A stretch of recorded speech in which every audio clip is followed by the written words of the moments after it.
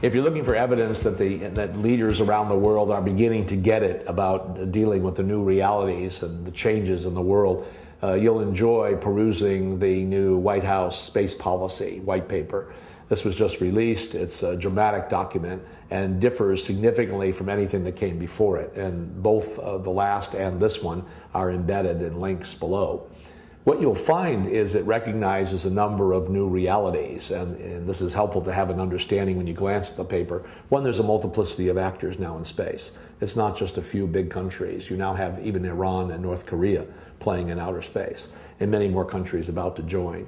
Secondly, you have the realities of technological change, huge advances in technology that have fundamentally changed the game in outer space. And that means also in terms of how we defend and protect the assets that we all have in outer space. Third, you have economic and other realities, for example, the United States stopping the shuttle program, and where we're going to now need to rely upon, the United States will need to rely upon other nations, whether that's China or Russia or the European Union or whoever, to be able to do what the shuttle was doing in the past. You've got the technological differences. You've got all of these things happening, and you have this dramatic change in space. What this paper does is send a very important message to world leaders, and I'm sure it's going to be read and received, because it changes the nature of how the United States is talking about outer space, and the new emphasis is on cooperation. And we're going to have to do things differently because of the changes that have taken place in space. This is really quite exciting because it means that in one of the kind of old established areas of international cooperation of the 20th century, space cooperation, now is going to be redefined and rethought as part of this new world order.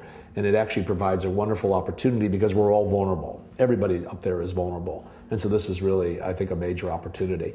So when you look at all of this, you look at the space paper, you can begin to see that one of the complaints that I've had for the past 2 years is that the world is so dramatically changing and our leaders are not actually responding enough to it. So bravo to the National Security Council in the US for having the foresight to actually identify that it was time to revisit the space policy, because there's no lobby groups pressing for that. But the wisdom and vision of doing it, it's really a very important first step. And now it's up for the rest of the international community to pick up and move forward.